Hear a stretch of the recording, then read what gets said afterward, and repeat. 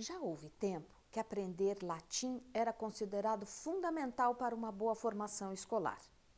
Assim como era importante que as meninas tivessem aulas de trabalhos manuais e de puericultura, ou seja, aulas para aprender como cuidar de crianças. Afinal, o que se esperava delas é que fossem boas donas de casa e boas mães. Hoje, não são essas as expectativas que se tem quando se fala em educação apropriada para o presente e que prepare os estudantes para o futuro. Os grandes objetivos educacionais que precisam ser atingidos na atualidade não dizem respeito, na verdade, a nenhuma disciplina ou área. Elas são importantes, mas como meio para desenvolver outro conjunto de saberes, de competências e domínios para a vida cotidiana, a vida social e cidadã, além de capacitar para o mundo do trabalho. Você tem dúvida de que um jovem precisa sair da escola sabendo fazer uso das mais variadas linguagens, como a escrita, a do audiovisual, a digital, entre outras? Faz sentido um jovem sair da escola e não saber como se produz um meme? Ou terminar sua escolarização não sendo capaz de fazer uma exposição verbal com desenvoltura? Sem entender como as ciências constroem conhecimento? Sem saber argumentar por que aprecia ou não uma obra de determinado artista? Sem saber como cuidar do seu dinheiro? Sem ser capaz de sentir empatia por outra pessoa, de saber a importância do autocuidado? O quanto a sua escola está comprometida de verdade com isso tudo? Ou ela ainda acha que importante mesmo é saber o nome de todos os afluentes do rio Amazonas e o coletivo de lobos? Ou ensinar como aplicar a fórmula de Bhaskara?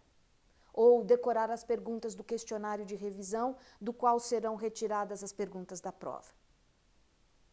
Durante muito tempo, ao ouvir uma pessoa falando sobre diversos assuntos com propriedade e desenvoltura, dizíamos: nossa, que pessoa inteligente!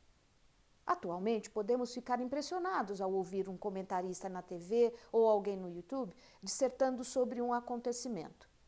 Porém, o que achamos mais interessante não são as informações que ele domina, mas sua capacidade de relacionar várias ideias, de falar de maneira que somos capazes de entender, de analisar uma situação, chamando atenção para aspectos interessantes e pouco conhecidos.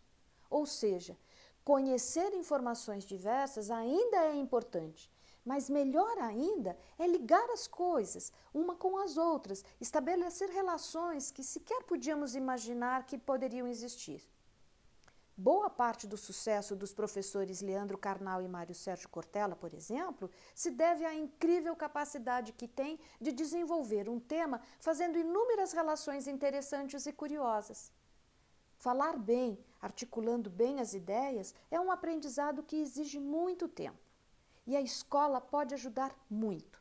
As aulas de teatro podem ajudar na desenvoltura da voz, na expressão corporal.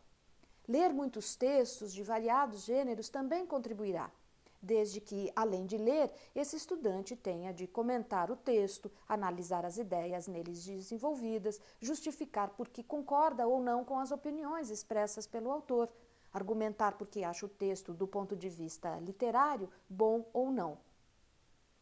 Essa concepção de formação educacional desloca o foco do aprender, do domínio das informações para o uso delas. E para isso acontecer, é preciso que o cérebro opere as ideias, as informações. Daí porque dizemos que a escola precisa estar comprometida com o desenvolvimento das habilidades cognitivas, ou seja, com as habilidades do pensamento. A psicologia da educação tem fornecido muitos subsídios para orientar esse trabalho na escola. Sabemos bastante bem, hoje, como o nosso cérebro processa o conhecimento, o que ele necessita para ampliar a rede de conhecimentos. Autores como Piaget, Vygotsky, Brunner e muitos outros já esclareceram que quem aprende é o estudante. O conhecimento se dá na mente dele. Uma boa aula pode ajudar muito, mas não será suficiente, porque a mente que precisa aprender precisa estar habilitada a alcançar essa aprendizagem. Posso me esforçar e tentar explicar da maneira mais detalhada todo o contexto de um fato histórico, mas quem vai ter de estabelecer as conexões é quem me ouve. Do contrário, será uma narrativa que pode parecer interessante, mas será esquecida em seguida. Mesmo nessa exposição que faço agora, a intenção pedagógica só se concretizará quando o que eu falo fizer sentido e se conectar à rede dos seus conhecimentos, alterando o seu comportamento. E esse é um ponto importante. Se o que eu aprendo não muda o meu comportamento, o modo como eu penso, não houve aprendizagem de fato. Por isso que boa parte do que ensinamos na escola se perde, porque é distinto do senso comum, daquilo que pensamos culturalmente ou intuitivamente. Essa é a razão pela qual a BNCC fixa para cada ano escolar um conjunto de objetivos de aprendizagem que são expressos na forma de habilidades de pensamento. Todos os descritores começam obrigatoriamente com um verbo: compreender, analisar, relacionar, descrever, reconhecer, identificar, entre muitos outros. Essa é a operação que a mente do estudante deve saber fazer. E aqui está o ponto mais importante: é ele saber fazer, não repetir o que viu o professor fazer ou ouviu ele dizer, ou leu no livro. Quem precisa analisar é o aluno. Quem precisa descrever é o aluno. Quem precisa estabelecer as relações também é ele.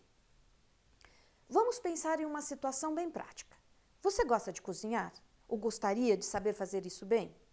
Acompanhar um programa de culinária pode ser muito útil para saber como se prepara um determinado prato. Mas não dá para dizer, ao final do programa, visto, agora eu sei fazer isso. Porque só se aprende a cozinhar cozinhando de fato. Na escola é assim também.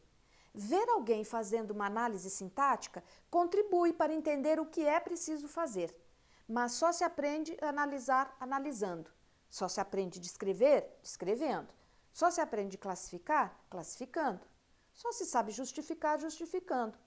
Ouvir alguém descrevendo ajuda, mas não é o bastante. A mesma coisa com todas as demais operações mentais.